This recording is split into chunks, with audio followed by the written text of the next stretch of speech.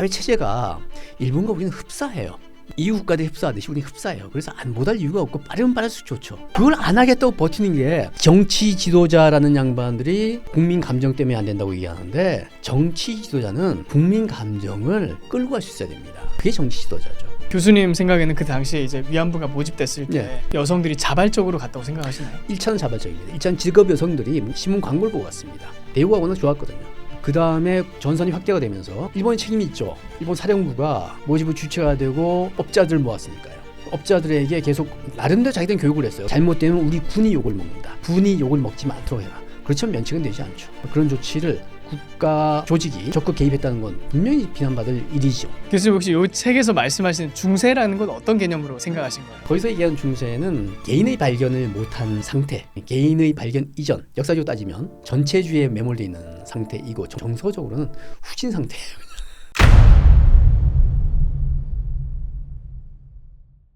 지금 대한민국에 지금 친일 잔재가 남아 있나요? 친일 잔재가 글쎄 남아있을까 없을까 모르겠는데 좀 남아있으면 그것이 국가 발전의 원동력이었을 겁니다. 아마 우리는 그게 국가 발전의 원동 대한민국은 문제가 아니고 그게 원동력인가요? 친일 잔재로 대한민국은 성장한 나라입니다. 깨놓고 얘기해서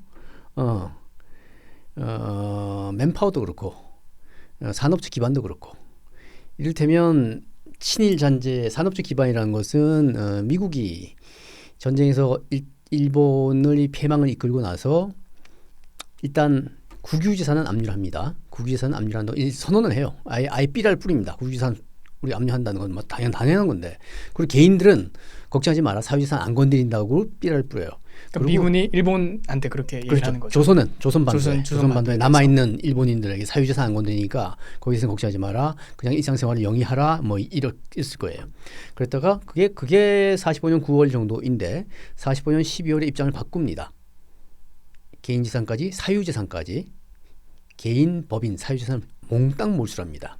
일본이 강하게 반발하죠. 그게 헤이그 육전협약 국제조약 위반이거든요. 국제조약에서도 패전국의 사유재산을 건드리지 못하게 됐거든요. 그러니까 미국이 굉장히 이례적인 조치를 했던 거네요. 그건 유일한 조치였어요. 예. 세계사에 유일하게 사유재산을 몰수한 거예요. 그러고서 이제 뭐 대충 분위기 이랬던 것 같아요. 우리가 전쟁 배상금 요구하지 않잖냐 그러면서 퉁치고 넘어갔던 것 같아요. 그래서 일본은 강하게 반발했지만 패전국이니까 발언권이 없죠. 그래서 일본 양반들이 일본의 개인들이 깡통 잡고 쫓겨났어요. 그건 뭐 이미 공개 사실이에요. 일본 개인들이 당시에 짧은 시간에 또 일본 개인들 다 몰아냈거든요. 거주를 허락하지 않았죠. 미 군정이. 그래서 다 몰아냈으니까 이 양반들이 짧은 시간에 쫓겨나니까 다들 핸드캐리만 가능했고 현금도 1,000엔인가 정도만 가능했어요. 그래서 재산을 빨리 팔아치웁니다. 빨리 팔아치우는 과정에 친한 조선인들이 빨리 팔아치우면 못 팔아치우는 것이 있죠. 못 팔아치우는 건 부동산 같은 건 빨리 안 팔리죠. 그러면 친한 조선 친구들 몇십 년 동안 서로 참 속마음을 나눴던 조선인 친구들이 받아서 내가 처리해 줄게 너는 가 그러고선 그냥 드셔버리고 그래서 졸부들이 많이 나왔어요 그때. 그런 식으로 초기에 그랬습니다. 부자들이 많이 나오게 됐거든요. 그래서 졸부들이 많이 나왔어요. 그리고 정상적으로 몰수된 것이 당시에 그래서 몰수된 것이 48년에 건국하면서 일본 미 군정이 이승만 정부에 그대로 넘겨줬거든요. 그것이 미화로 계산하면 20억 불 정도 되고요. 당시 가치로. 당시 가치로 20억 불쯤 되고 당시에 한반도에 있었던 일본 재산이 전체가 52억 불로 평가가 됩니다. 그건 미국 경제학자들이 평가한 거예요. 32억 불이 북한에 있었고요. 20억 불이 남한에 있었고요. 남한에 있었던 것은 미군정이 몰수해서 한국에 이양을 했고 이승만 정부에 이양을 했고 그게 우리 기반이 안 됐을까요? 그게 철도, 항만, 도로 이 다 포함되는 거죠. 그게 기반이 안 됐을까요? 그게 기반이 됐어요. 지금 교수님이 정말 이제 정말 재밌는 얘기를 해주고 계시는데요. 근데 북한은 김일성이는 그거 말아먹었어요. 그 재산을 가지고도. 그래서 북한이 뭐 개인 소득이 북한이 70년대까지 많았다는 얘기를 하는데 뭐 얼마나 신뢰할 수 있는지 모르지만 그게 사실이라면 그 기반은 걔들이 남겨준 재산이에요. 일본이 남겨준 재산을 가지고 그때까지 그거예요. 그냥 말아먹고 있었던 그러다가 이제 그 말아먹고 있다가 이제 완전 쫑친 거죠. 근데 정말 저는 이게 흥미로운 말씀을 해주시고 계시는데 일반적으로 그 어떤 제국주의가 몰락했을 때 그 재산을 양도하는 과정이 어떻게 되는 건가요? 아까 지금 일본의 예시가 굉장히 이례적이라고 말씀하셨잖아요. 일반적으로는 왜냐하면 제국이 이제 들어가게 되면 일반 개인들도 들어가서 거기서 투자를 하고 사업을 하고 경영을 하게 되는 걸 투자를 하지만 개인 재산은 갖고 나가죠. 그걸 개인 재산을 뺏기지는 않죠. 그리고 일본의 일본의 조선 지배 관련해서 좀 특별한 점은 가령 유럽의 이 아메리카, 남아메리카, 중남미아 지배나 아프리카 지배하고 좀 다른 점은 일본은 중국 대륙 병합을 위해서 물적 투자를 엄청 합니다. 조선반도를 기지화하기 때문에 기지화할 필요가 있었기 때문에 물적 투자를 엄청나게 했어요. 다른 나라의 경우는 그런 경우 없죠. 그런 식으로 물적 투자하지 않죠. 어쨌든 철도는 깔고 하는 건 하지만 그리고 또 하나의 차이는 우리는 인종이 같아요. 일본하고 조선은 인종이 같았기 때문에 그렇게 적대적이지 않았어요. 정서적으로. 그것이 유럽하고 아프리카나 유럽하고 남미하고 차이가 있습니다. 근데 그런 부분은 간과하고 계속 우리 학살론에 빠져 있죠. 학살 서사. 끊임없이 일본은 조선을 학살했다. 근데 학살의 예는 조선에는 학살의 예가 거의 없어요. 다른 나라 인도도 학살의 예가 많이 있죠. 영국이 인도 학살한 예가 있고 많이 있죠. 그렇지만 그런 부분에 대해서 우리 과장이 너무 심하고 과장이 너무너무 심하다 보니까 이제 과장의 전설이 진실이 돼버렸고 그러다 보니까 일본 사람들이 도저히 이제 한국하고 얘기를 못하겠다. 이제 대화를 끊지 않는 얘기가 나오는 거고요.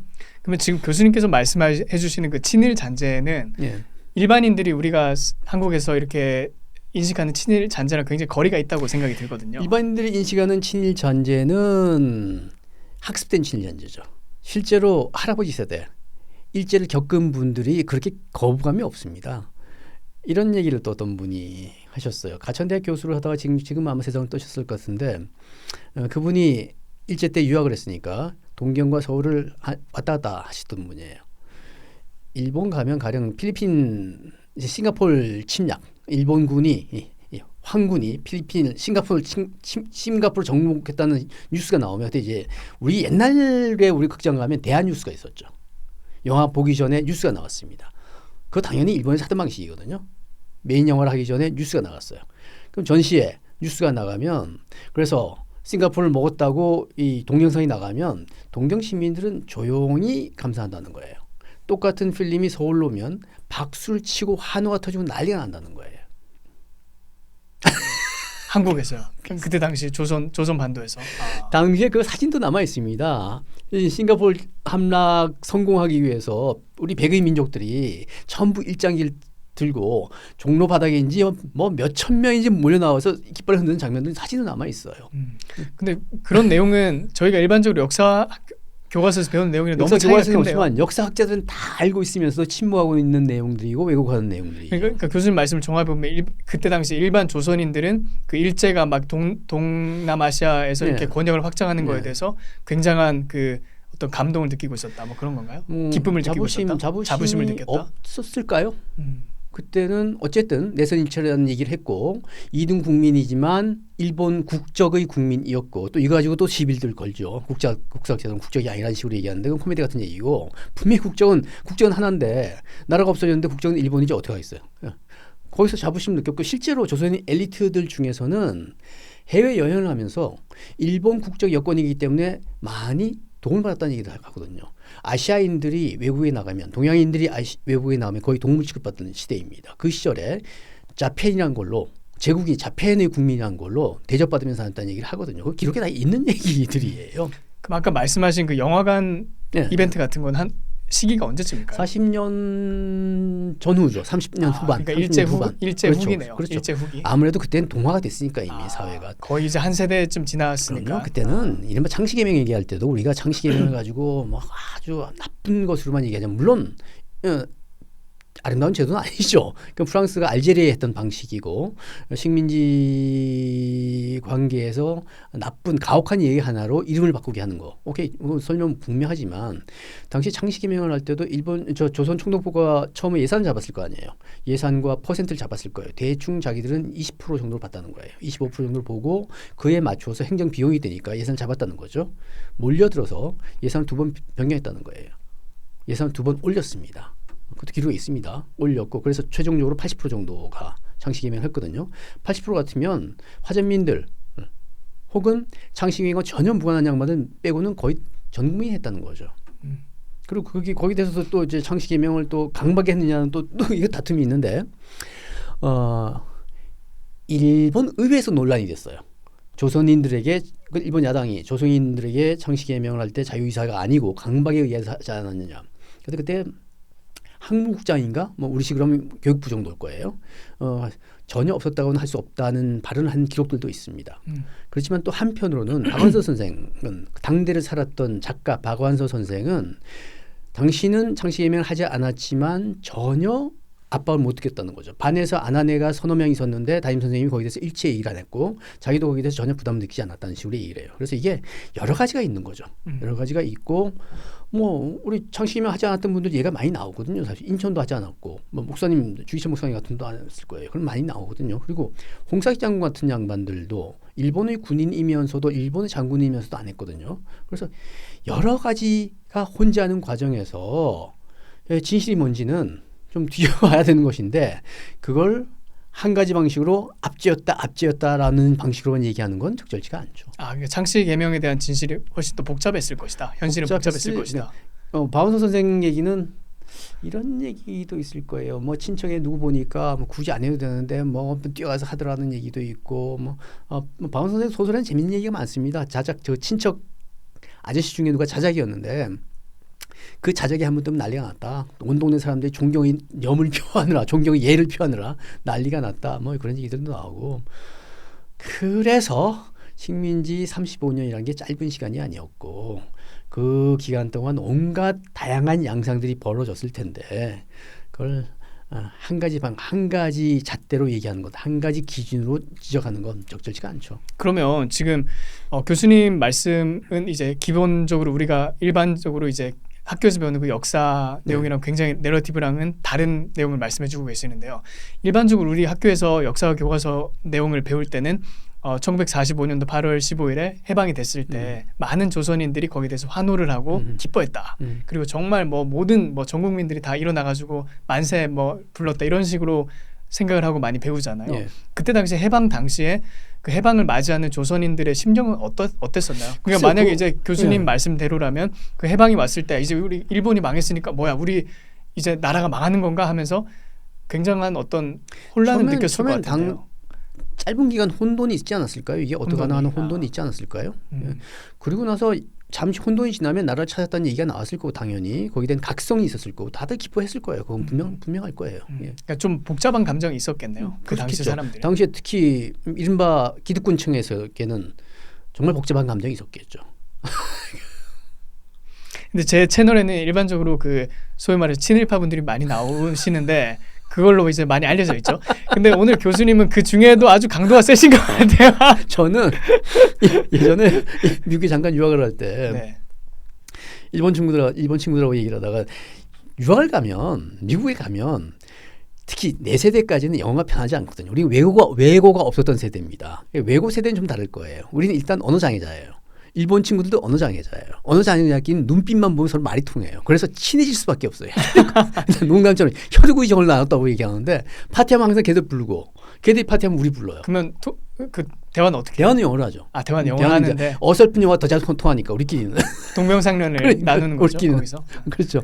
그러니 한번 이 친구들한테 뭐 2차 대전 얘기를 하다가 야, 니 대단하다. 뭐가 대단해? 그래서 야, 니 미국하고 거의 5년을 버텼잖아. 미국하고 전쟁을 하고 5년을 버텼잖아. 더구나 심지어 니가 먼저 공격을 했어. 그 친구는 졌잖아.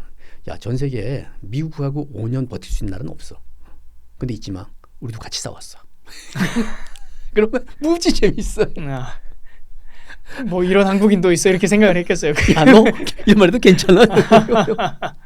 네, 야스쿠니 신사에 조선인 병사 봉환된 조선인 병사가 2만 명이 넘거든요. 가미가제 특공대로 출격했다가 사망한 확인된 국적 확인 어쨌든 조선 출신 확인된 병사가 17명입니다. 저는 그건 숨길 필요가 없는 역사라고 생각해요.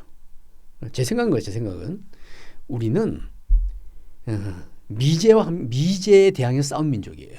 일제와 함께 일본과 함께 미제에 대항해서 뭐 우리가 참전한 것이 물론 4년 5년 아니지만 어쨌든 우리는 미제에 대항해서 싸운 민족이고 한편 우리 또 게릴라 부대들은 또 미제 일제 대항해 싸움 민족이에요. 양동 작전을 한 거죠. 그게 다 우리한테는 자산이라고 생각해요. 만주벌판에서는 우리가 오케이 일제와 싸웠고 일제와 전쟁을 했고 오케이 또 한편으로는 일제와 함께 손을 잡고 미제와 싸웠다. 이게 우리 전략 자산이다. 그렇게 생각하면 될 건데 그걸 굳이 만주에서 별로 있지도 않는 걸 가지고 희망큰 뻥튀기라고 미군과 전쟁 과정에서 2만 명 이상이 사망한 그 사실은 역사적으로 덮어버리고 그리고 그들 심지어 친일파로 만들어버리고 친일 반민족 행위라는 얘기가 나오고 그건 역사를 대한 태도가 아니라고 생각해요. 그 역사를 있는 그대로 바라볼 줄 알아야 된다. 이렇게 보면 될까요? 있는 그대로 바라보면서 과장할 필요는 없지만 거기서 밝은 면이 있으면 밝은 면 얘기하면 되는 거죠. 그러면 교수님 보시기에 그 역사 가운데 가장 밝은 면은 뭐라고 보시나요? 우리 역사 근대사에서 그 일제 시대하고 이제 해방을 넘어가는 그 시점에서 우리 역사에서 가장 밝은 면은 어쨌든 이승만 정부가 국가의 기반을 만들었고 박정희 정부가 경제 건설을 했고 또 여기서 조금 위험하게 얘기하면 전두환 정부가 수립에 있어서 부채를 떨어내고 순채무기라는 거품을 걷어내고 경제 성장을 이뤘다. 내실 있는 성장을 이뤘다. 뭐 이렇게 박정희 정부가 중화국을 과도하게 밀어붙이는 과정에서 상당히 적자가 심했지만 당시 3조 호황을 타고라도 어쨌든 전두환 정부 시절에는 최고의 A급 스텝들을 구성했죠. 가장 훌륭한 스텝들을 구성해서 국가를 정말 그때 반석 위에 올렸다 그럴까요? 상당한 경제 호황을 이뤘습니다. 이런 얘기를 저도 잘 몰랐던 얘기예요. 언젠가 제가 외교부 고위 관리인 어떤 선배랑 얘기하다가 이 양반 씩 웃으면서 제가 그때 10년도 더 전일 거예요. 한 거의 20년 전일 거예요. 이 양반 씩 웃으면서 전두환 자꾸 욕을 하는데 양김이 전두환의 과실을 뜯어먹고 살았어 이렇게 얘기하는 거예요. 처음에 저 양반이 돌았나 그랬어요. 저기 뭔 소리야? 그리고 자료를 찾아보니까 실제로 그때 이루어진 경제적 성과가 대단한 거예요. 그리고 아웅산에서 세상을 떠난 양반들 최고의 엘리트였습니다. 당시에는 적어도 전두환 노태우 시대까지는 우리가 최고의 엘리트들이 국가의 경영에 참여를 했죠. 저도 그 리스트를 보고 깜짝 놀랐어요. 그렇죠. 연령도 아주 젊어요. 40대 후반 50대 서울대 나온 거 이런 거는 당연하고 그냥 하버드 박사 어디 하여튼 지금도 그런 내각을 꾸리려면 못 꾸릴 것 같아요. 지금은 못 꾸리는 게 아니라 안 꾸리죠. 지금 운동권들이 들어와야 되니까 건달들이 들어와야 되니까. 네. 그래서 김영삼 정부 이후에 내각이 저는 망가졌다고 생각해요. 운동권들이 과도하게 운동권이 아니고 운동꾼들이 과도하게 국정에 참여하면서 그때부터는 국가 행정기구가 동력을 잃었다고 생각을 해요. 그래서 기본적으로 이승만 얘기만 나오면 난리가 나는데 이승만 박정희의 전망 그 양반들의 퍼스펙티브 전망이 있고 그 다음에 전두환의 또 알파가 있었고 노태우도 북방정책 같은 거 훌륭했죠. 노태우는 과소평가되고 있는 대통령인데 훌륭했고요. 그렇죠.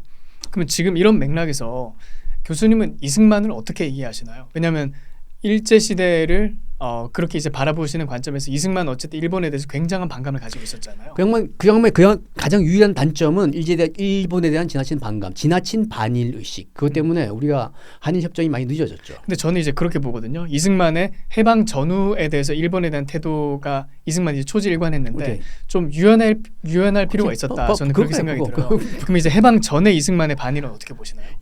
해방 전에 이승만의 반일은 운동가니까 그게 당연하죠. 당연한 것이다. 그건 그럴 수밖에 없는 상황이죠. 당시엔 나라를 찾아야 되는 양반이고 자기가 정치적 지도자고 하니까 너무나 당연한 태도이고 그것이 해방 이후에까지 연결된 점은 좀 아쉽죠. 그렇게 봐야 된다. 예. 그러나 여전히 그 양반도 이른바 친일파 척결이라는 논지에는 반대했거든요. 그건 아니다. 우리가 함께 이제 나라를 만들었는데 그래서 처음 내각을 꾸릴 때도 그렇고 반민특위가 만들어질 때 이승만하고 대립을 하지 않습니까? 그때 이승만도 그렇고 당시 총리였던 이범석 장관도 그랬고 이인 초대 법무부 장관도 그랬고 반민특위에 대해서는 반민특위가 너무 강성 드라이브를 거니까 이건 적절치가 않다. 적당히 조절하자. 우리가 앞으로 나가야 되는데 과거의 허물을 사실 그걸 허물이라고 할 수 있는지도 의문이지만 지금 와서 회고해보고인데 과거의 허물인데 그 허물을 과도하게 들쳐서 그걸로 사람들 자꾸 엉망으로 만들고 엘리트들 쳐내고 이건 맞지 않다는 얘기를 이승만도 여러 번 하거든요. 그렇지만 결국 국가 차원에서 일본과는 화합을 못했고, 예. 그래서 좀 더 빨리 한일 협정이 이루어졌으면 좋았을 텐데 아마 본인은 당대는 하는 것이 적절치 않다고 생각하셨던 것 같아요. 근데 일반적으로 이제 우리나라 사람들 중에 정규 교과 과정을 밟고 일본에 대해서 또 그 독립운동사를 공부한 분들 입장에서는 그러면 그렇게 뭐 지금 일본을 그렇게 좋아하고 일제시대가 좋았다고 생각하면 독립을 왜 했어야 됐어? 이렇게 생각을 할 수 있을 것 같거든요. 예를 들어서 교수님은 거기에 대해서 어떻게 바라보세요? 독립이 필요했을까요? 그러니까 지금 이제 교수님은 교수님 생각을 말씀해 주시고 전 너무 좋아요. 왜냐하면 신선한 이렇게 아이디어를 많이 얻고 있는데 독립이 필요했으니까 너무나 위험한 질문이고 지금 당장 저는 국가연합을 해야 된다고 생각하고요. 지금 일본과 국가연합을 해야 된다. EU 이상의 국가연합을 해야 된다고 생각하고 당연히 군사동맹은 당연히 필요하고 근데 사실 최근에 최태원도 비슷한 얘기를 했더라고요. SK의 최태원도 그런 얘기죠. 예, 일본과 이제 우리가 이제 나라를 국가연합 수준의 협력을 해야 된다. 나라를 합하자는 얘기는 술자리에서 하는 얘기예요. 술자리에서 하는 얘기고 일본 친구들 만나면 야 니네 얘는 약해지고 우리 강해졌으니까 이제 나이로 1대1로 국가연 합하는 게 어때? 농담을. 그러니까 이유식 모델로 가자 그런 말씀. 이유식 모델은 정확하죠. 이유식 모델 맞고 사실 사회 체제가 일본과 우리는 흡사해요. EU 국가들이 흡사하듯이 우리는 흡사해요. 그래서 못할 이유가 없고 빠르면 빠를수록 좋죠. 그걸 안 하겠다고 버티는 게 정치 지도자라는 양반들이 국민 감정 때문에 안 된다고 얘기하는데 정치 지도자는 국민 감정을 끌고 갈 수 있어야 됩니다. 그게 정치 지도자죠. 얼마 전에 어떤 정치 지도자인 분하고 얘기해서도 그분 일본 관계 전문가인데 이 군사동맹 얘기했더니 국민 감정이 허용을 하겠습니까? 라는 얘기를 하더라고요. 국민 감정이 허용하도록 그게 정치의 역할입니다. 그게 정치 역할이에요. 국민을 설득해야 된다. 그렇죠. 그렇죠. 결론은 그것밖에 없어요. 지금 북한, 중국, 러시아하고 대항하려면 여기서 달리 무슨 방법이 있겠어요? 일본하고 동맹하는 것밖에 무슨 방법이 있겠어요? 그러니까 군사 동맹은 당연히 이제 자연스럽게 가야 되는 길인 것 같아요. 오케이. 이제 미국을 끼고 그렇죠. 일본과 협력하다가 결국 이제 일본과도 이제 양자적인 어떤 관계를 맺어야겠죠. 미국도 좀 도망가야 될 거고 한일 관계 협조가 더욱 긴밀하죠. 지금 이제 아까 처음 말씀해주신 그 일본 적산 그 관련된 문제 있잖아요. 이 부분은 정말 저는 이제 공부하면 할수록 와 정말 내가 너무 몰랐구나 이런 생각을 많이 하게 돼요. 교수님이 보시기에 일반인들에게 좀 이렇게 소개해주고 싶은 어떤 그런 뭐 예시가 있으신가요? 이런 부분에서 일본이 확실하게 대한민국이 처음 기초를 놓는데 발전하는 데 도움이 많이 됐다.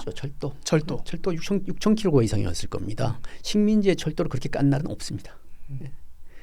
물론 이렇게 얘기하면 당연히 일본의 필요라고 얘기하죠. 물론 당연히 일본의 필요죠. 식민 국가를 위해서 봉사하는 마음으로 철도까지 나왔죠. 그렇죠. 자기들의 어떤 전략적인 이해를 그렇죠, 위해서 당연히. 했던 거죠. 그렇지만 그걸 같이 이용했지 않습니까? 같이 이용했으면 그건 우리한테 도움이 된 거죠. 그러니까 거기에 따라서 조선도 혜택을 받았다. 또 대한민국 혜택을 받았다. 철도는 단순히 물리적인 구간뿐만 아니라 이건 관념을 바꿉니다. 철도는 시간을 갖고 와요. 철도가 펑츄얼리티를 갖고 오거든요. 시간 관념이 생긴 거예요. 우리 국민 사이에서. 그리고 사람들이 이동할 수가 있고 물자가 이동할 수가 있고 엄청난 그게 근대죠. 철도는 근대로 갈 것 같습니다. 그리고 또 기업 같은 경우에도 처음에 시작될 때 그 일본의 기업들을 이어받아서 했던 것들이 대부분이잖아요. 그게 거기에 대해서 말씀하자면 제가 적산 기업이라고 얘기하죠.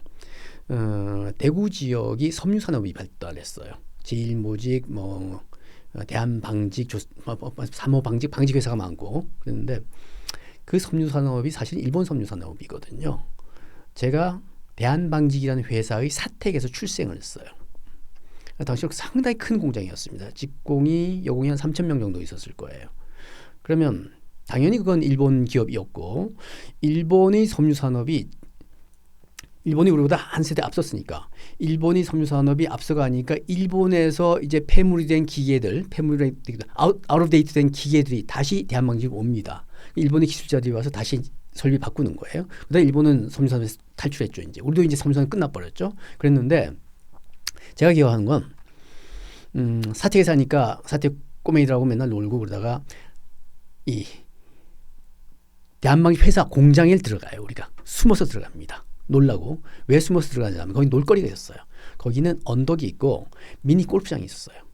그때 당시에요. 예, 미니 골프장이 있고 이 못이 있고 그래서 골프 치면 골프공이 이렇게 노선을 따라서 레일을 따라서 올라가서 못을 통과하고 뭐 그런 게 있었어요.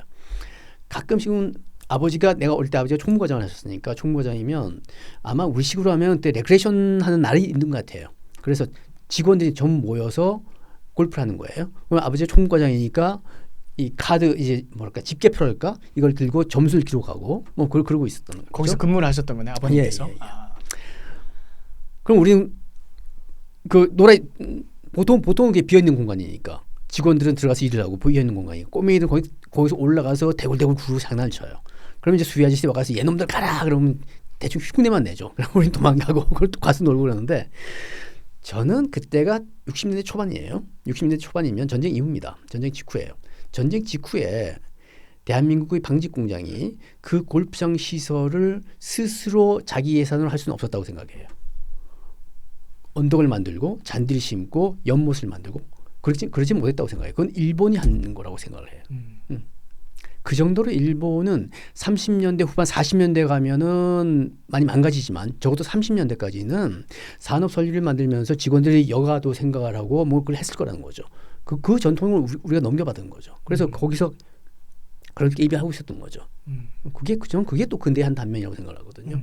지금 근대에 대한 얘기로 뭐 넘어가자면 교수님께서 이제 뭐 최근이죠. 저는 뭐 최근이라고 생각하는데 중세지향 퇴행사회라는 네, 이제 책을 쓰셨어요.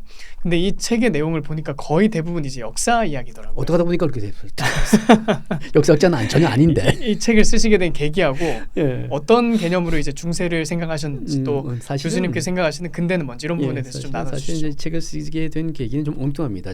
박유화 선생 최근에 책이 새로 나왔는데 제국의 위안부란 책이 항소심에서 유죄 판결을 받았고요. 위안부 할머니들 명예를 훼손했다는 이유로 유죄 판결을 받았고요. 저는 사실 제국의 위안부가 처음 나왔을 때 약간의 소란이 있던 거는 알고 있었지만 너무나 한심한 수준의 소란이어서 학자가 책을 썼는데 그것이 뭐 어떠니 말이 많아서 사상의 자유시장에서 그냥 정리되고 그냥 출판되고 조용해질 거라고 생각했어요.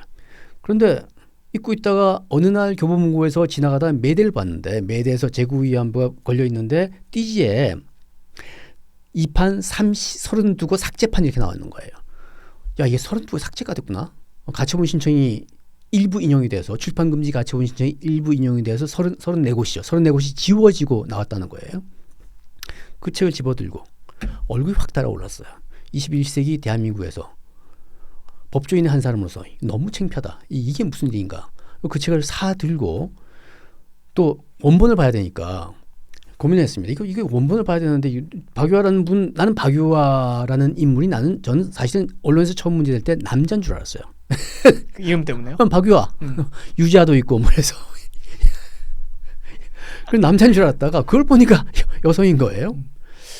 이거 원본을 봐야 되는데 어떡하나 한참 생각하다 보니까 세종대학에 사촌 누나가 있지. 고종 사촌 누나가 있지. 한 10년 동안 연락을 안 했는데 핸드폰 번호가 있을까? 핸드폰 번호가 있어. 그래서 전화했습니다. 누나 혹시 박유화 교수 알아? 그랬더니 나랑 입사 동기야 친해.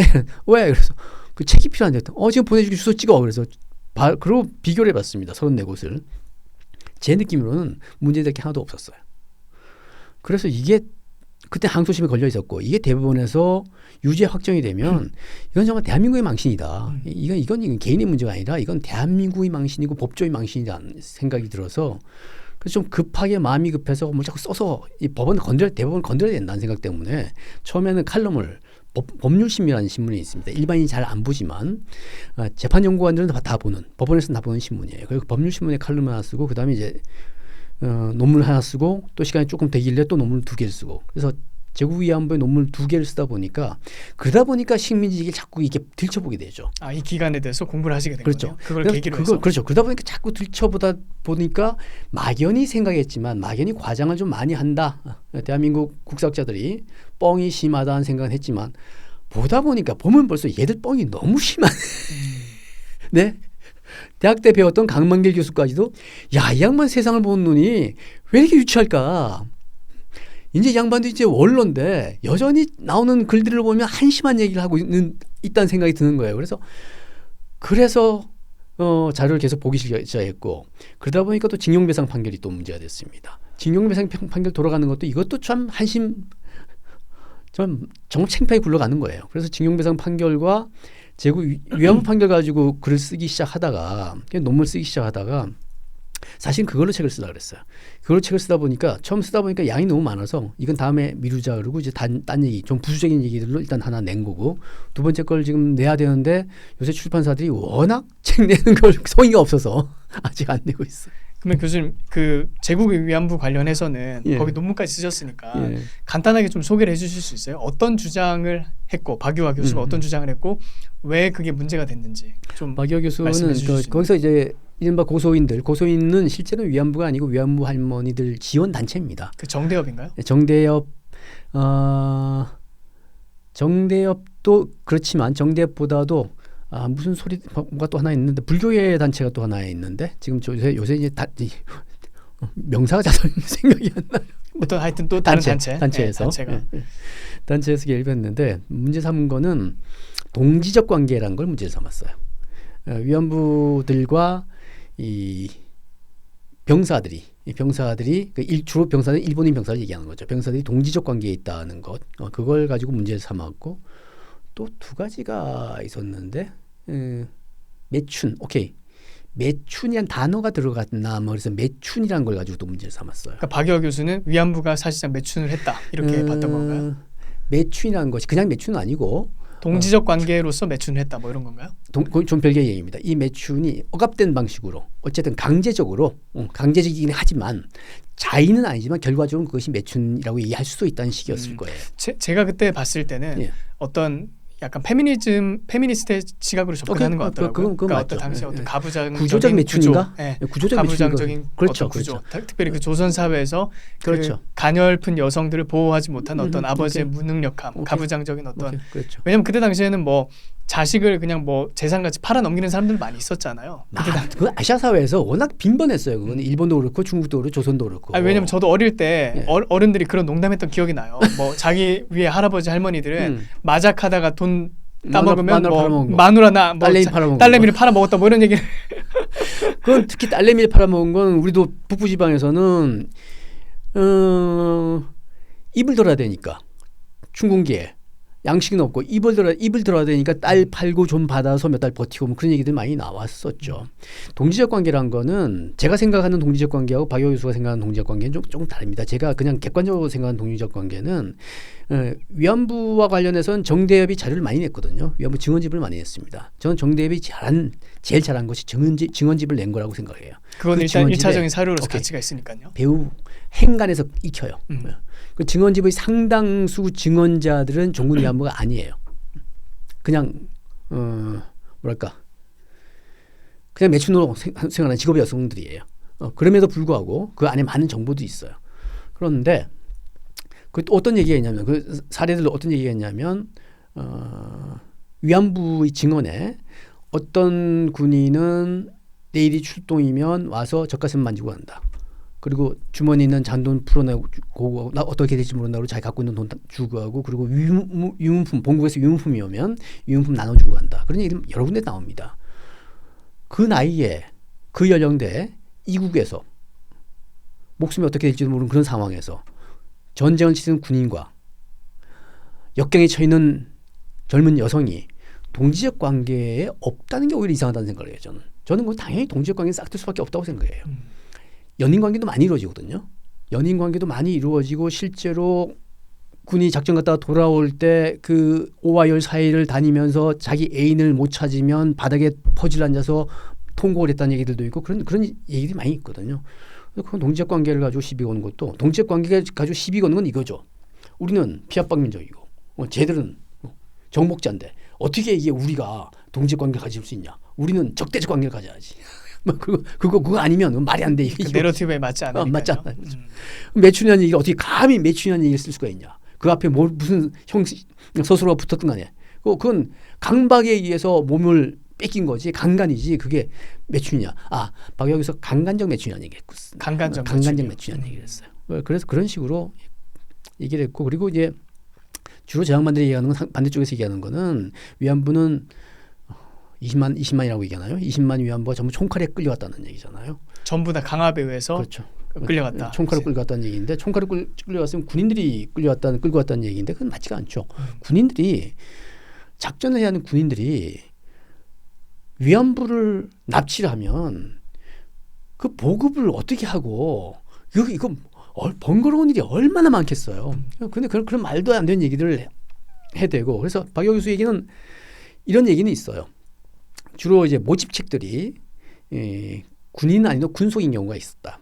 군속들은 실제로 군복 비슷한 걸 입고 다녔거든요. 그러니까 뭐 군무원 같은 그렇죠. 개념이라 생각하면 요새는 군무원. 요새 따르면 군무원 같은 사람 군속. 그럼 군복을 입고 다녔고 그들이 시골에 말단 주재소에 경찰관에게 뇌물을 주고라도 같이 와서 데려갈 수는 있지 않았겠냐. 그런 일탈행위는 예상할 수 있지만 난 잘 모르니 일탈행위 예상할 수 있다. 그래서 총칼이 나올 수는 있지만 조직적으로 군과 경찰이 끌고 갔다는 건 있을 수가 없다는 것이 박유호 교수의 주장이고 근데 뭐 일본에서 수상이 조금 이상한 얘기를 해버려가지고 사회당 시절에 조금 이상한 얘기를 해버려 좀 꼬였죠. 그러면 교수님 생각에는 그 당시에 이제 위안부가 모집됐을 때 그 여성들이 자발적으로 갔다고 생각하시나요? 1차는 자발적입니다. 1차는 직업 여성들이 신문 광고를 보고 갔습니다. 아, 광고를 보고. 대우가 워낙 좋았거든요. 1차는 자발이고 그 다음에 전선이 확대가 되면서 일본의 책임이 있죠. 일본 사령부가 모집의 주체가 됐으니까. 모집의 주체가 되고 업자들 모았으니까요. 업자들에게 계속 나름대로 자기들은 교육을 했어요. 업자들에게 강박수단이 잘못되면 우리 군이 욕을 먹는다. 군이 욕을 먹지 않도록 해라. 그렇지만 면책은 되지 않죠. 그런 조치를 국가 조직이 공조직이 적극 개입했다는 건 분명히 비난받을 일이죠. 그 자체만으로. 오케이, 그 자체. 근데 이제 그거를 강압에 의한 것이다. 그리고 뭐 경찰이 뭐 군합발로 와서 여성들을 데려왔다. 이렇게 만드는 건 문제가 있다. 그건 코미디고요. 그렇게 될 수도 없는 것이 이른바 내선일체, 차별이 있는 2등 국민이지만 2등 국민을 상대로 총칼로 그 젊은 여성들을 끌고 갔다면 통치가 안 되죠. 조선총독부 그날로 문 닫아야 됩니다. 통치가 안 되는 구조예요. 그게 이제 일본 친구 하나가 거짓말을 했어요. 일본 친구가 나의 전쟁 범죄인가라는 책을 쓰고 그 유명한 어떤 사람이 있잖아요. 요시다 헤이치인가 그 친구가 그리고 제주도에서 자기가 200명 끌고 갔다 그랬죠. 맞아요. 제주도에서 200명 끌고 가는데 단추 공장에서 30명 끌고 가고 어망진에서 20명 끌고 가고 쭉 끌고 갔다 그러고 그래가지고 지금 참여한다 그러고 그리고 책을 많이 팔아먹었죠. 제주일보에서 조사를 했더니 제주일보에서 생각에는 제주도 좁은 땅 떠오르는데 한 명만 끌려가도 소문이 나는데 소문이 안 났어. 그래서 제주일보에서 조사해 보니까 그런 사실이 없었다는 거 아니에요. 그리고는 일본에서도 또 일본 언론이 와서 취재를 했고요. 결국은 없었다는 게 드러나니까 그 양반이 세상 떠나기 전에 책 팔아먹으려면 그럴 수도 있지만 하고 떠났어요. 아, 그래요? 그리고 아들이 와서 사죄를 하고 뭐 그랬습니다. 그 신문이 아사히신문이에요. 아사히신문에서 결국 사죄했었죠. 그때. 아사히신문에서 그래서 32건의 자기들 기사를 인터뷰 기사 포함해서 기사를 철회를 했죠. 천하의 아사히가 양심의 아이콘인 아사히가 그래서 편집국장 바뀌고 사장이 사죄하고 편집국장이 사죄하고 사죄 2번 하고 스스로 아마 28건 기사를 철회했을 거예요.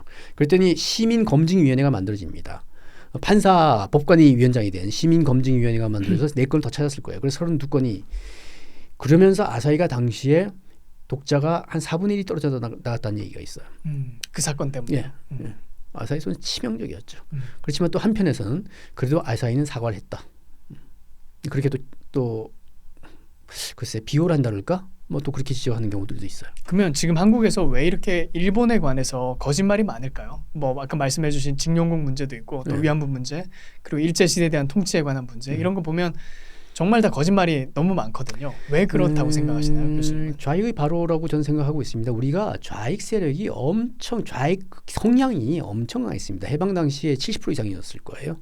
그리고 엘리트 상당수가 월부를 했죠. 그 좌익들의 좌익들은 치안유지법의 직격탄을 맞았고 그러다 보니까 일본에 대한 반감이 엄청 셌고요. 우리가 지금 서대문 형무소 가면은 밑에 가면은 뭐 마네킹 만들어 가지고 고문하는 거 피 흐르는 거 이거 만들어 놨잖아요. 대체 치안유지법 위반입니다. 치안유지법 위반은 조선인이 대상이 아니고 일본 국민 전체가 대상이었어요. 그래서 일본 국민도 치안유지법 위반이면은 가혹한 고문을 받았습니다. 조선인이기 때문에 고문을 받은 건 아니에요. 그런 경향이 있었는데 일본 내지보다는 아마 조선에서 이 피압방 민족으로서 이등 국민으로서 또 치안유지법 그 이 좌익 경향 공산주의 사상에 경도될 가능성이 많았을 거예요. 제가 그 시절에 살았다면 저도 공산주의자가 되지 않을까 하는 생각을 해요. 약간 반항심도 좀 있을 거고요. 그랬고요. 네. 그리고 강남좌파 심리도 있었고 부잣집 아들이 지주아들이 많이 공산주의가 됐거든요. 그런 심리에 그런 심리를 올라탄 반일 감정. 뭐 이게 뭐 이상하게 짬뽕이 되면서 에스컬레이트 되면서 이상한 양상이 돼버렸고 그게 그 뿌리가 아직까지 남아 있는 것 같아요. 근데 그 뿌리에 더해서 지금 현대에도 그 반일 감정이 너무 심하잖아요. 예. 많이 남아 있는데 예. 지금 좌파들은 반일 감정을 왜 그렇게 자극한다고 보시나요? 지금 현재 시점에서 왜 그런지 모르겠어요. 정신병인가요, 그냥? 아픈 놈은 전 아픈 애들이라고 생각하는데. 아프다. 지금 문재인도 우리가 아팠고 그냥 조국도 많이 아프고. 아프죠. 많이 아프죠. 문재인 많이 아프죠. 문재인은 그 양반이 한 번에 정말 아니 일본에게 지지 않겠다 뭐 그런. 그것도 아프지만 그거 정말 그건 아프기보다 그건 코믹한 거고. 코믹한 거. 다시 진짜 아유 코미디하네. 한 번은 국가가 시민의 일상을 책임지겠습니다. 그런 얘기 했을 거예요. 그것도 정말 좀 크리피하잖아요. 소름 끼치는 말이죠. 야, 정말 정서가 저 정도구나. 정말 저것밖에 안 되는구나. 그러니까 정말 아직까지도 대통령 끝나고 자기 그 책방 내려가면서 자기 서가 정리하는데 해전사 인식을 딱 펴가지고 기자들한테 보도자를 뿌렸더만요. 야, 저 양반의 인식이 해전사 인식, 해방전사 인식이 아직 머물러 있구나. 저러니까 저런 발언이 뚝뚝 나오고 창피한 걸 모르는구나 하는 생각을 했어요. 경제적 성취, 시민적 성취가 엄청난 나라가 돼 있는데 아직 지금 일본보다도 이른바 가처분 소득이 더 많은데 일본 가면 지하철에 이 외모를 보면 우리나라 시민들이 훨씬 잘 입고 잘 쓰고 있는데 일본 동경의 커피값이 우리보다 싼데 왜 아직까지도 그 후신 얘기를 하고 있냐는 거죠. 일본 여행을 안 가서 그런가 걔들이. 단체로 보내야 돼. 근데 또 갔다 오고도 이상한 소리 하는 사람도 있어요. 자우림처럼.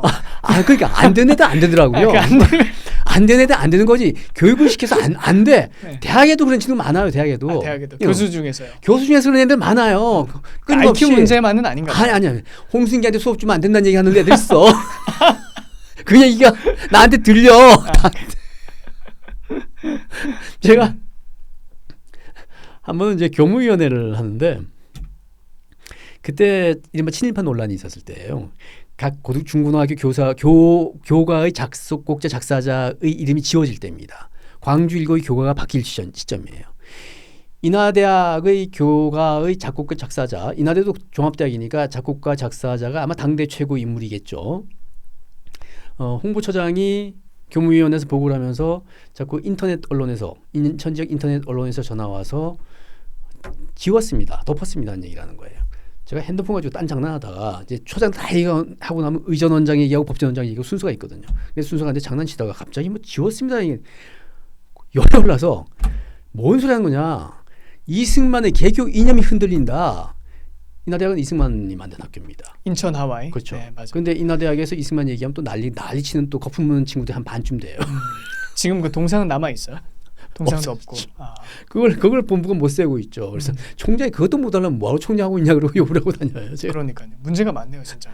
그러니까 그래서 인하대 개교 이념이 무너진다. 이제 자 그러고 얘기하자. 우리 이승만의 공적을 몇 가지를 얘기했어요. 몇 가지 얘기했더니 젊은 보직 교수가 젊다 그러면 나보다 조금 어린 보직 교수가 사적인 얘기는 삼갑시다 그런 거예요.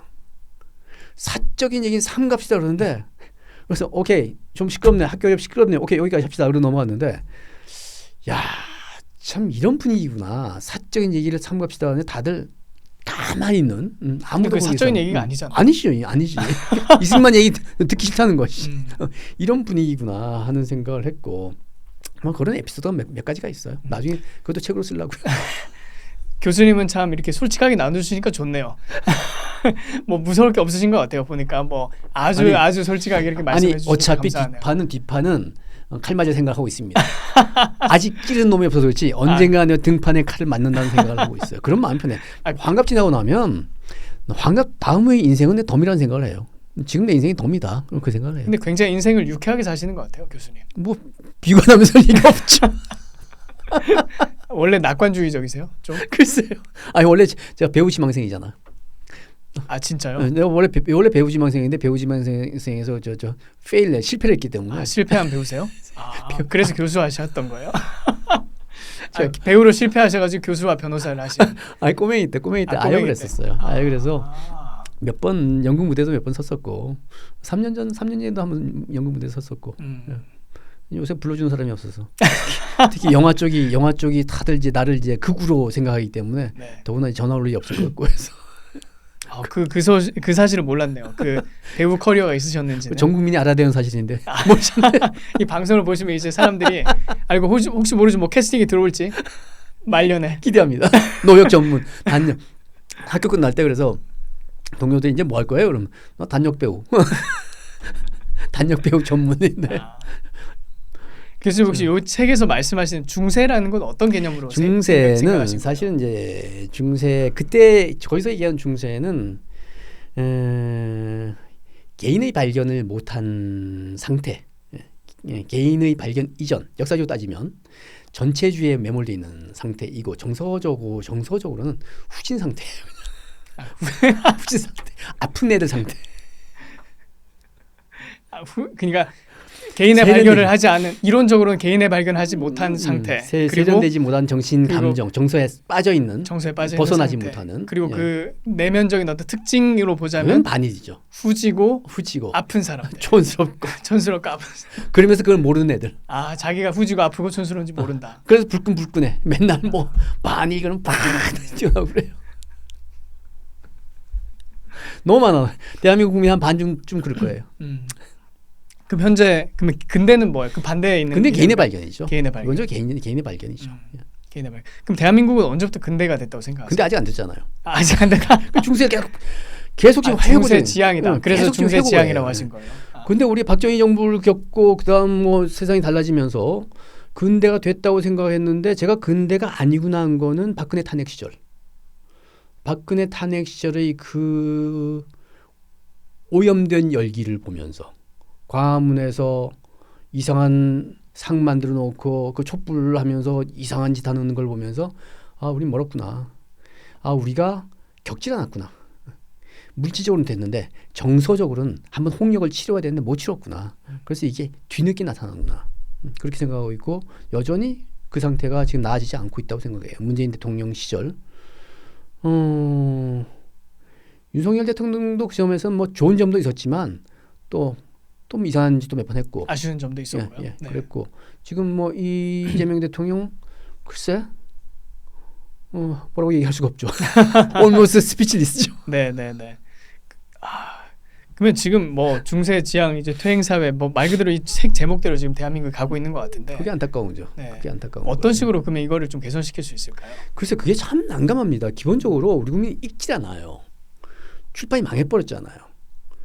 물론 다른 나라에서도 출판이 퇴조하고 동영상이 뜨고 있다고 얘기하지만 우리처럼 산업 자체가 망가진 경우는 아마 근대 사회는 없을 거예요. 신문도 지금 망했죠.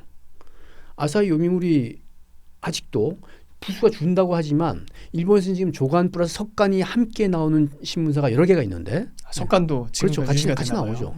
석간만 200만 부씩 나와요.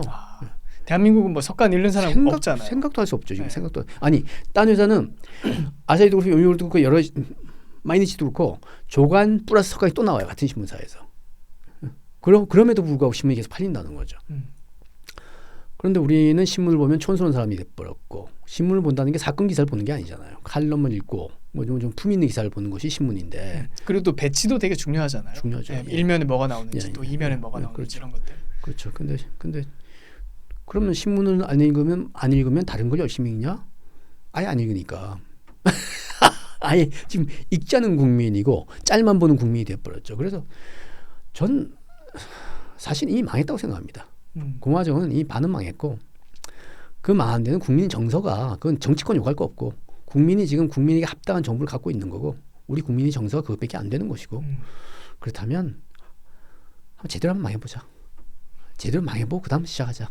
혹시 교수님 그 인센티브 스트럭처 다시 말해서 헌법 구조 이런 거에 대해서는 어떻게 바라보세요?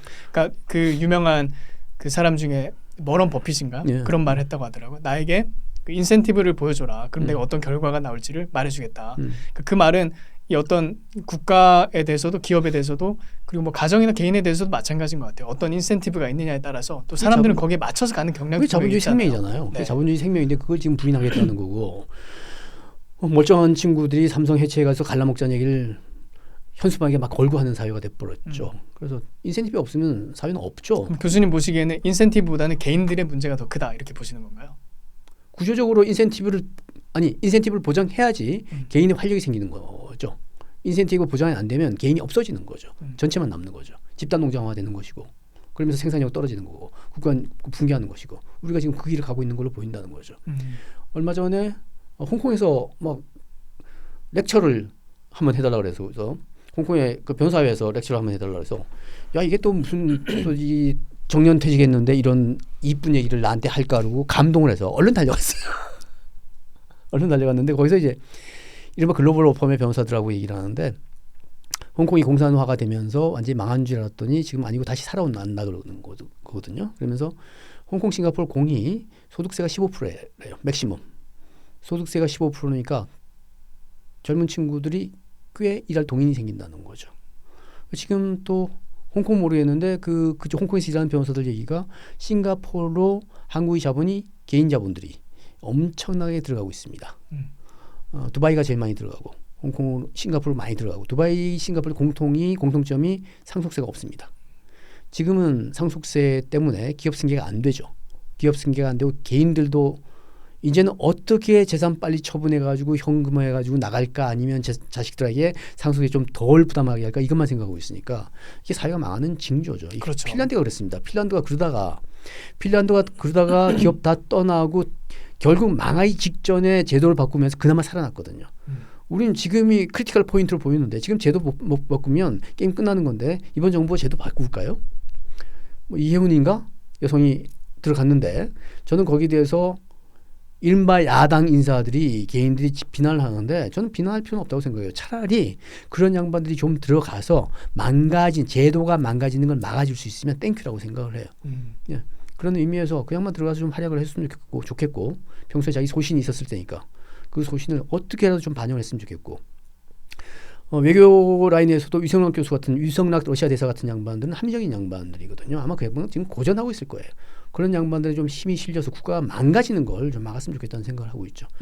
지금은 거의 저는 공포를 느끼고 있어요. 공화정이 끝나간다는 공포를 느끼고 있어요. 그래서 그냥 웃고 다니는 거예요. 그러면 상속세 문제는 뭐 저도 정말 공감을 많이 해요. 특별히 예전에 밀턴 프리드먼이 하는 얘기를 들었는데 많은 사람들이 상속세를 많이 때리면 당연히 뭐 정의가 이루어지지 않냐 뭐 좋지 않냐 이런 얘기를 하지만 많은 사람들은 우리 인간의 어떤 기본적 감정 중에 내가 가진 부, 특별히 구축한 부를 내 자녀에게 나눠주고 싶어하는 그 동력을 많이 강구하는 것 같다. 그런 얘기를 하더라고요. 저도 대학 다닐 때는 보유세 올려야 된다는 얘기 했어요.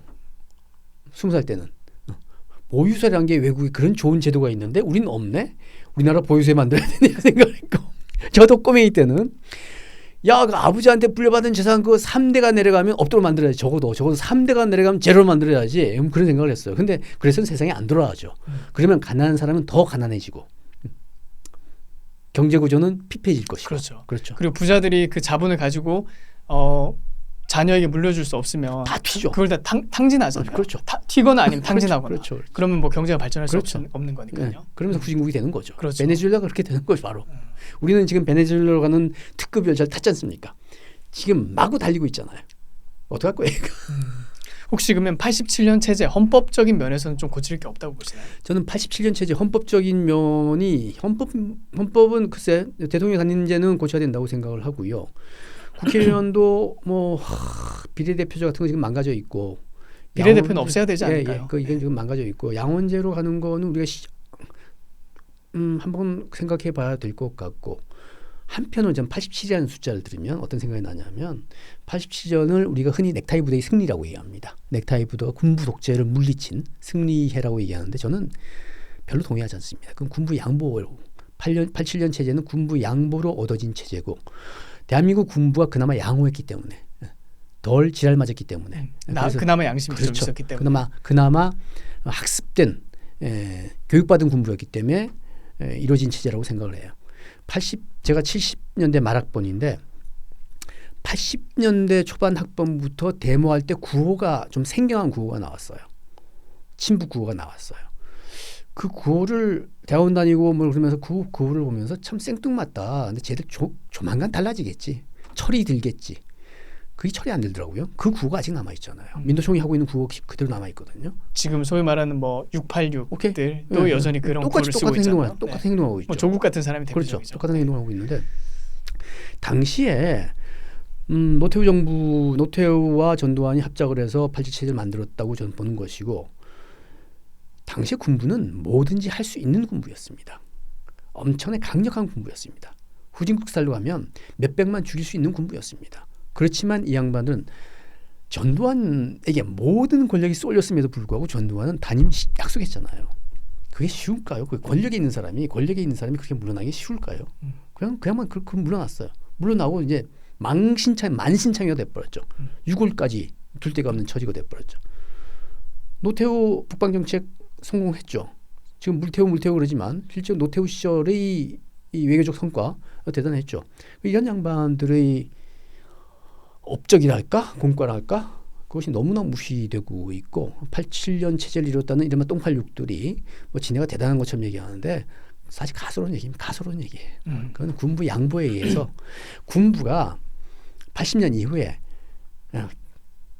객관적으로 보면 기획을 하더라고요. 양보의 수위를 기획을 해서 차근차근 해나가더라고요. 그래서 마지막에 이루어진 게 87년이었죠. 혹시 미국의 압박 때문에 선택했다 그런 의견에 대해서 어떻게 보세요? 그럴 수는 있을 겁니다. 그럴 수는 있지만 그때 당시에 레이건 정부의 또 압박도 굉장히 셌잖아요. 그렇죠. 그렇지만 버티려면 버틸 수가 있었죠. 그 군부 대한민국 군부가 뭐 미국이 압박이 물론 컸겠죠, 당연히. 예. 교수님은 이제 언제부터 이런 생각을 갖게 되셨어요? 아까 말씀하신 거 20대 초반에는 이렇지 않으셨죠? 어떤 생각이요? 그러니까 뭐 어떤 보수적인 생각 아니면 소위 말하는 친일파적인 생각? 저도 노무현 정부 이전까지는 성향을 물으면 중도좌파라고 얘기했어요. 아 그래요? 네, 중도좌파라고 얘기했고 노무현 정부 초반 때까지. 초반까지는 2002년, 2003년 그렇죠, 막 그때쯤인가요? 그렇게 얘기했고 제 글도 이른바 진보 성향의 글들을 썼고 그 후배들도 그렇게 분류를 해왔고 근데 노무현 정부가 저를 바꿔놨죠. 이 양반들 큰일 낼 사람들이구나 하는 생각을 했고 그러면서 중도 좌파에서 중도 우파가 됐다는 얘기를 했어요. 어떤 점에서 가장 경악을 하셨어요? 노무현 정부 때요? 지금 오래돼서 생각이 잘 안 나는데 일단 뭐 친북적인 정책 북에 대한 태도 그리고 또 미군에 대해서도 뭐 처음 자주국방 그런 얘기를 했었잖아요. 그리고 임을 위한 행진곡 같은 거 진액 모여서 청와대에서 모여서 부르고 할 때 저것들이 미쳤다 저것들이. 그런 생각. 저는 가장 충격적이었던 게 그 3.1절 기념사 때 예. 주한 미군을 점령군이라고 그렇게 얘기를 하더라고요. 그러니까 그런 거 보면 그렇죠. 정말 철딱서니가 없잖아요. 그렇죠. 아까 말씀하신 그 해방 전후사 인식 같은 그런 인식을 그대로 아직도 가지고 있는 거죠. 그 해전사 인식에서 얘들 깨나지 못하고 있어요. 그게 진리예요. 그랬고 이제 중도 좌파, 중도 우파에서 중도 좌파는 얘가 됐다는 얘기를 했는데 그다음 문재인 때 확 돌아버렸죠. 정말 큰일 나겠고 이 양반들 정말 큰일 나겠구나 하는 생각을 했었죠. 그럼 교수님이 그 전까지 생각하셨던 그 진보라는 건 어떤 개념이었어요? 스스로를 뭐 중도 진보, 중도 좌익이라고 생각하셨다고 했을 때요. 진보라고 생각했던 거는 부유층에 대해서 세금 많이 내게 하는 거 오케이 괜찮다.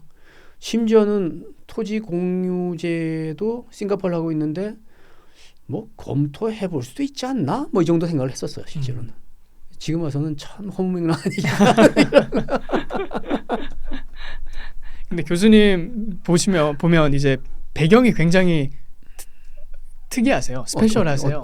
어떤가요? 일단은 뭐 한국에서 뭐 법대를 나오셔가지고 그 다음에 바로 유학을 가신 거예요? 펜실베니아. 변호사를 했습니다. 변호사 한 7년 하다가. 그러면 사법고시 합격하셔가지고 변호사 하시다가. 왜냐하면 당시에는 이제 방법이 그때는 대형 로펌이라 그래봐야 지금하고 규모가 말이 안 돼요. 그때는 김현장이 40명이었고 김현장 이하의 몇 개 뭐 한미리앵고란 거하고 뭐 화우는 없었고 태평양하고 세종하고 있었는데 20명 정도였어요. 그러니까 80년대 한 중반쯤 됐나요?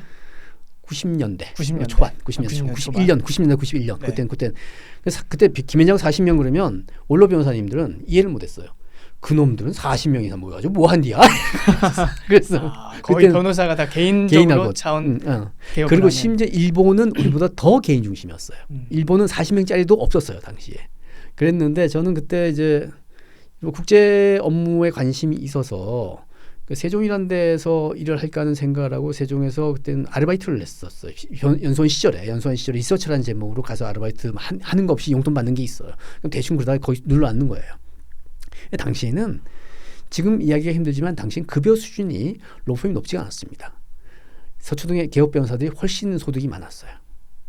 그래서 제가 깡통이거든요. 집사람도 그렇고 나도 깡통이에요. 깡통에서 내가 이제 돈을 벌어서 집을 사야 되는데 이거 로펌을 들어가면 집을 사는데 시간이 너무너무 많이 걸릴 것 같아요.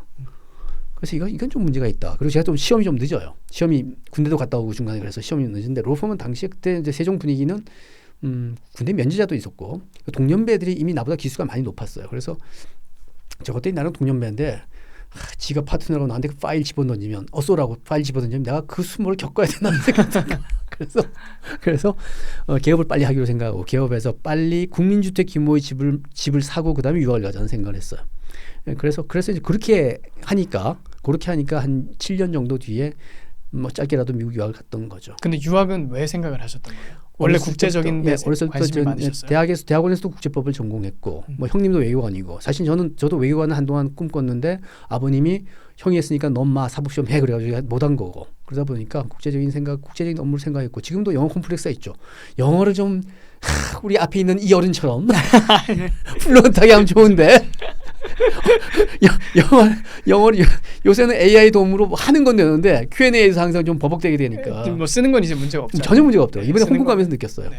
야 번역을 너무 멋있게 하니까 오히려 번역을 너무 멋있게 한 걸 내가 내 걸로 바꾸는 데 시간이 걸리는 것이지 Q&A는 조금 항상 긴장을 하게 되니까 항상 끝나고 나면 후회하죠. 이거 이렇게 말을 할 수 있었는데 이렇게 도망갈 수 있었는데 내가 이렇게 후지 얘기했네. 그게 내 후회가 있죠. 그러면 그 LSAT 이런 걸 보셨어요? 아니면 JD를 하신 건가요? 아니면 LLM 한 거죠. LLM. 우리는 한국의 사법시험 그렇죠. 사법시험 합격하고 그러면 LLM만 하면 되니까 아. 대한민국 변호사들은 거의 대부분이 LLM을 합니다. 그렇죠. 사법시험 합격하면 뭐 굳이 JD를 할 필요는 없으니까. 돈 많이 들고 시간 걸리는데. 맞아요. 그 유펜에서 공부하셨잖아요. 그러면 거기서 공부하셨을 때 좀 느끼신 게 있나요? 짧은 기간이지만 그때 또 이제 IMF를 정면으로 맞았고요. 거기서. 그때 계실 때. 예. 그래서 그 97년도에 가는데 97년 7월 달쯤 갔는데 97년 그때 국민학교 동창 중에 어릴 때 줄리어드를 가겠다고 피아노를 잘 쳐서 줄리어드를 가겠다고 국민학교 4학년 때가 유학을 간 친구가 있어요. 근데 가서 이 친구가 또 머리가 좋아서 예의를 나왔어요. 그리고 또 회계법인에 회계사가 돼서 국내 회계법인의 책임자를 하고 있었어요. 그래서 이 친구한테 뭐 써놓고 네가 좀 체크해 그러고 보내주면 이 친구 보다가 어느 날 저한테 5월 달쯤 됐을 거예요.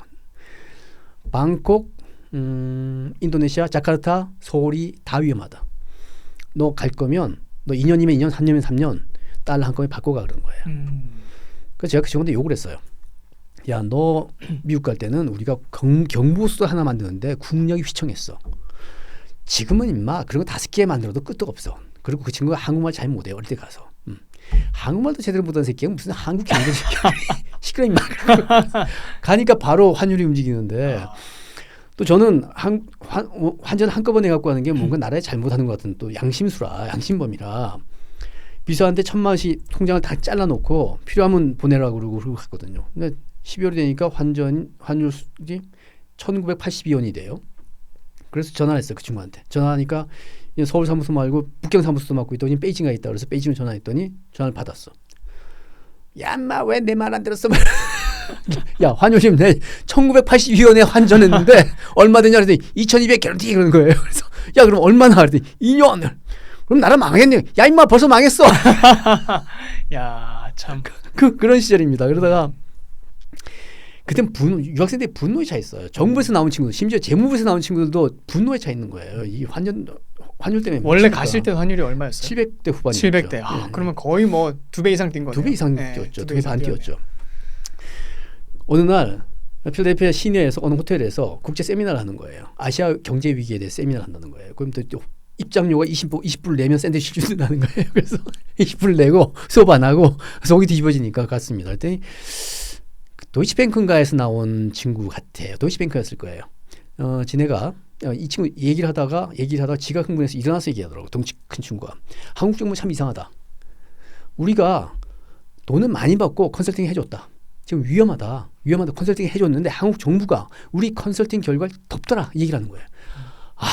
그걸 듣고 있으니까 얼마나 부가 치밀어 오는지 그런 시절을 겪었죠. 그래서.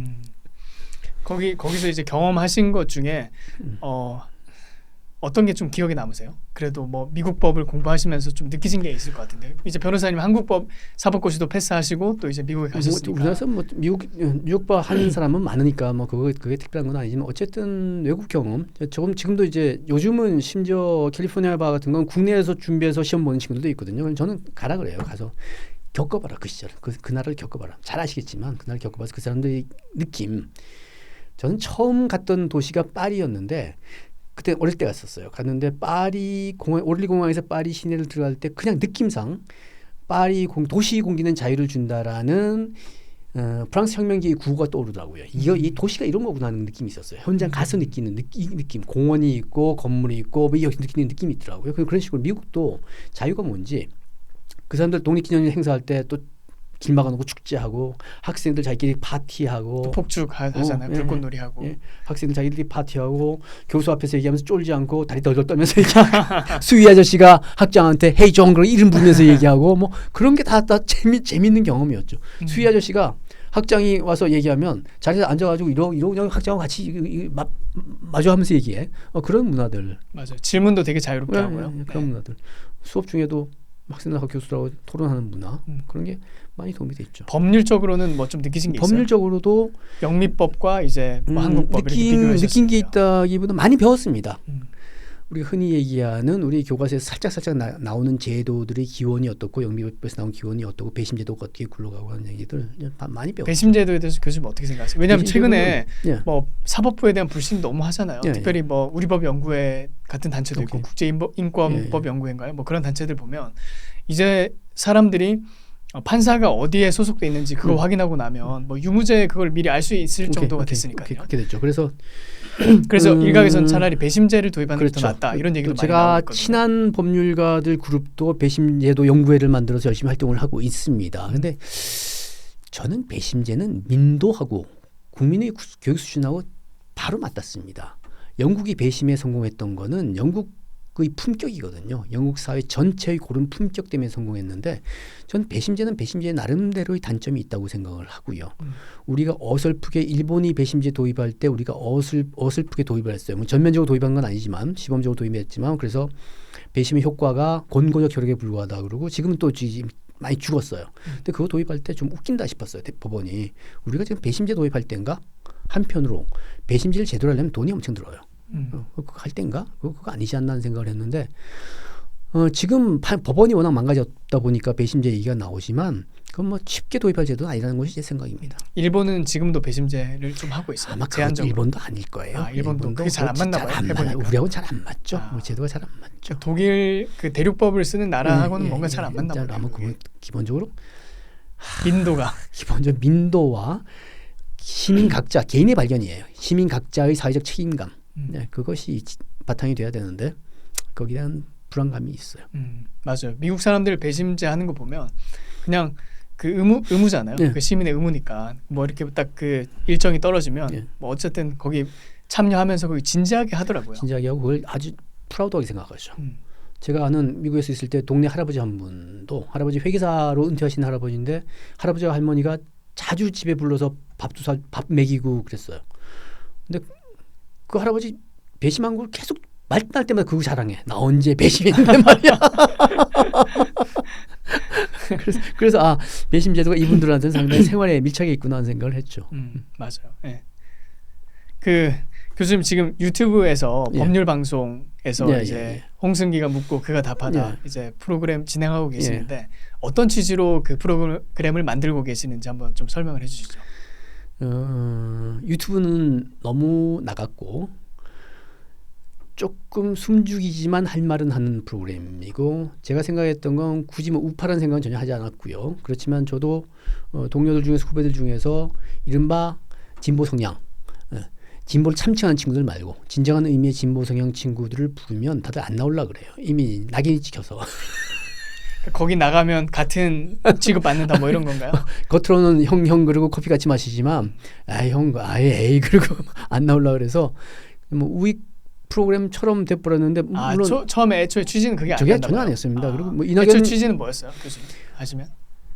지성. 지성 있는 대담. 예. 좀 품격 있는 대담을 하고 싶었어요. 예, 그랬어요. 그 사회 전 분야에 걸쳐서. 그렇죠. 네. 문화예술까지 아우르고 하려고 그랬는데 몇 번 진행을 하다 보니까 조금 고정이 됐는지 대단히 죄송한 것이 송승환 선배, 난타 송승환 선배를 제가 어렵게 꼬드겨 가지고 송승환 선배는 지금 시력도 아주 엉망이거든요. 그래서 오려면 그 승용차 큰 거 갖고 오고 뭐 시간도 맞추고 뭐 보조하는 인원도 오고 해야 되는데 돈도 제대로 못 주면서 꼬셨는데 조회수가 너무 안 나오더라고요. 그래서 제가 그다음부터 연락을 못 해요. 미안해서. 근데 참 유튜브가 이게 오묘해요. 분명히 이게 대박 날 것 같은데 조회수가 별로 안 터지는 경우가 있고 별로 기대하지 않고 그냥 편집해서 올렸는데 조회수가 또 막 팍 터지는 경우가 있고. 그래서 사실 이건 유튜브는 아니고 케이블로 했다가 유튜브 올리는 건데. 그래요? 근데 케이블로 한 걸 올리니까 일단 도입부가 너무 길어요. 도입부가 계속 김이 빠져버립니다. 그래서 지난주엔가 가서 도입부를 날려버릴 수는 없냐. 이 유튜브로는 경쟁력이 없다. 이거 도입부에 뭐 윙윙 돌아가고 몽땅 얘기하면 누가 그걸 보고 앉아있냐. 그랬더니 생각해 보겠습니다. 그 케이블 그대로 콘텐츠를 올리니까 이게 유튜브에는 좀 안 맞는 부분이 있습니다. 그래서 근데 그 케이블 방송사를 소유하고 있는 분이 김성기 사장이라는 분인데 이분이 저하고는 약간 선배예요. 처음 만난 날 적자가 8억 내지 10억이 납니다. 케이블은 그렇게 나는 모양이에요. 적자가 8억 10억이 나는데 그건 감사합니다. 의미 있는 프로그램을 만들어주세요. 그래서 감동이었죠. 그래서 요새 뭐 조회수는 별로 안 나오지만 난 의미 있는 프로그램 만들어. 어쩔래? 나 의미 있는 프로그램 만들어. 근데 교수님 조회수 잘 나와요. 사실 기대치가 너무 높으신 거 아니에요? 100만 때려야 되는데. 그렇죠. 기대치가 100만이면 사실 10,000명 뭐 20,000명 나와도 그게 별로인 거죠 사실. 아니 저는 같이 시작한 함재훈 교수는 제가 함 교수 책의 팬이고 그 양반 뭐 깊이 있는 지성인이죠. 또 내공이 대단하시잖아요. 그렇죠. 한번 기회 되면 함 교수님도 한번 모시고 싶어요. 네. 초반에 100만 때린 거예요. 그래서 본인도 흥분해가지고 페북에 올린 거예요. 나 100만 때렸다. 그래서 그 법률 방송에서 찍으신 게요. 법률 방송 프로그램을 함재훈 교수 열심히 하고 계시거든요. 저보다 조금 일찍 시작했을 거예요. 그래서 사실은 뭐 제작하는 프로그램이 큰 게 이제 그분 거하고 함 교수님 거하고 네. 그래서 제가 주눅이 들어있죠. 주눅이 들어있대. 어느 날 어느 언론인이 은퇴한 언론인이 나 주눅 들었어. 그랬더니 주눅 들지 마. 함 교수님은 기독교의 팬 그룹이 탄탄해. 당신 절에 다녀. 그래서 웃고 말았죠. 그 교수님은 절에 다니세요? 아니야. 농담으로. 종교 기반이 대한민국에서 종교 기반이 탄탄한 게 무척 힘이다. 맞아. 함 교수님도 그런 콘텐츠를 많이 만드시니까요. 예. 그게 뭐 본인의 어떤 그 바이어스라기보다는 팩트를 전달하는 과정에서 그렇게 말씀을 많이 하게 되시는 거죠. 교수님은 본인 기독교 신앙도 강할 뿐만 아니고 전달하는 정보가 워낙 고급하고 그리고 이제 제가 얼마 전 만나서 얘기했어요. 국사학자들이 똑같은 얘기를 하면 난리가 날 거다. 근데 국사학자들이 못 덤빈다. 함 교수님 기반이 외국 기반이기 때문에 유학 기반이기 때문에 이것들이 까불지 못한다. 그런 농담을 하고 있어요. 맞아요. 이 한국 국사학계가 정말 많이 변화돼야 될 것 같아요. 국사학계 한 10% 정도가 진짜일까요? 근데 가끔씩 괜찮은 분들이 있어요. 저도 발견할 때 기쁘고요. 언젠가는 정재정 교수라는 분이 계십니다. 시립대 명예교수신데요. 이분 참 글을 보다 깜짝 놀랐어요. 그래서 이런 분이 계시구나. 그리고 후배 중에 지금 서울시향 대표를 하고 있는 정재활 전 신문 중앙일보 기자였던 친구가 있어요. 정재활 기자랑 얘기하다가 국사학자 중에 정재정이라는 분이 있는데 글이 참 좋더라 했더니 우리 형이야. 그래요? 그러고 보니까 정재활, 정재정 맞네. 세상이 참 좁네요 진짜. 그래서 하시다가 특별히 기억에 남는 인터뷰가 있으세요? 그 지금까지 뭐 많은 인물들을 대담을 하셨는데요. 가장 기억에 남는 건 폴란드인 북한 인권운동가가 있습니다.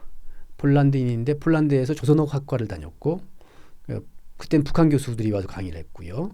그러다가 동구권이 변화하면서 재학 중에 북한 교수들이 다시 북한으로 돌아갔다 그러던가요. 그러면서 이제 한국 전공을 했고 그러다 한국어 전공을 했고 우연한 기회에 우리나라 인권단체하고 북한 인권단체와 연락이 돼서 우리나라에서 지금 일을 하고 있는 양반이에요. 우리나라에서 일한 지가 거의 한 10년 됐을 거예요. 박봉이죠. 시집도 안 가고. 근데 그 양반이 한국말로 인터뷰를 했는데 참 좋았어요. 참 좋았고 나 이런 거 참 잘했다. 그것도 조회수는 별로 안 나오지만 이런 인터뷰는 참 자산이다. 참 잘했다는 생각을 했고요. 그리고 또 하나는 이소라 씨라는 분인데 북한 탈북자예요. 탈북자인데 고등학교 때 북송선을 탔던 분입니다. 가족에게 알리지 않고 혼자서 고등학교 때 북송선을 탔고 북한에 가서 결혼하고 애를 낳고 그랬다가 북한에서 차별을 많이 받았고 북한에서도 북송선 탄 친구 양반들 중에서 재력가들은 괜찮대요. 그리고 당하고 연결되어 있는 게 괜찮은데 정말 일반인들은 차별을 많이 받는데요. 애들한테 학교에서도 맞기도 많이 맞고 그럼 교사가 챙겨주지도 않고 뭐 그런 걸 많이 겪었대요. 그러다가 이 양반이 중국을 통해서 탈북을 해요. 중국을 통해서 탈북을 하는데 일본으로 갑니다. 조선에 대한 정보는 없었고 그래서 일본에 정착을 했어요. 일본에 정착해서 지금 아마 제가 가보지는 않았지만 동경에서 국수집을 하면서 평양 국수집을 하면서 계속해서 자기 돈 써가면서 탈북 운동을 하고 있는 분이 있는데 그분이 기회가 돼서 한국으로 왔을 때 인터뷰를 한 적이 있는데 그것도 참 좋았어요. 어떤 얘기를 하시던가요? 생생한 얘기죠. 북한의 실상 생생한 얘기. 그래서 여기서 그분 요즘도 가령 이재명 정부의 장관들 그 정동영 장관이나 뭐 아주 코믹한 얘기하면 불같이 화를 내죠. 말이 되는 얘기라. 북한산 겪어봐라. 그게 말이 되냐. 이 정말 피부로 겪었던 남편은 같이 탈출을 하려다가 실패를 하고 북한에서 중국으로 탈출해서 중국에서 실제 백화점에서 북한 공안들, 중국 공안들에 쫓깁니다. 쫓기다가 일본 대사관으로 탈출해요. 일본 대사관으로 탈출해서 일본 대사관에서 보호를 받고 동경으로 와서 정착한 양반이죠. 그런 분도 있어요. 이소라 씨 한번 동경에 그분이 계속해서 조청년을 상대로 손해배상 청구 소송을 지금 하겠다는 거고요. 조청년이 주도해서 북한으로 10만 명을 보냈거든요. 조청년에게 책임을 묻고 싶은데 그걸 서울에서 소송을 할 수 없냐고 한번 찾아오셨고 그건 적절치가 않은 것 같다 그래서 북한에서 소송을 하고 있고 북한에서 계속해서 그런 소송들을 하고 있어요. 예.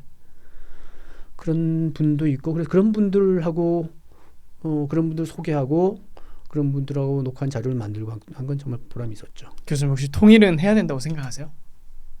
장기 과제죠. 장기 과제인데 그것도 국가연합 정도로 한다면 느슨한 상태에서 오래오래 가면서 할까 지금 빨리 하다 보면 독일 꼴 나죠. 독일에서 지금 동독 국민들은 2등 국민이 되어버렸고요. 서독 국민들도 거기에 대해서 엄청난 그 거부감을 느끼고 있고 저는 사실은 내심은 통일이 필요하다는 생각은 하지 않아요. 그냥 우호적인 상태로 가면 이국가 체제로 가는 게 맞다고 생각하고요. 너무나 생뚱맞은 얘기하면 통일은 오히려 일본하고가 더 맞다고 생각해요. 일관적으로 생각이 같으니까. 사회 체제가 가장 흡사하니까.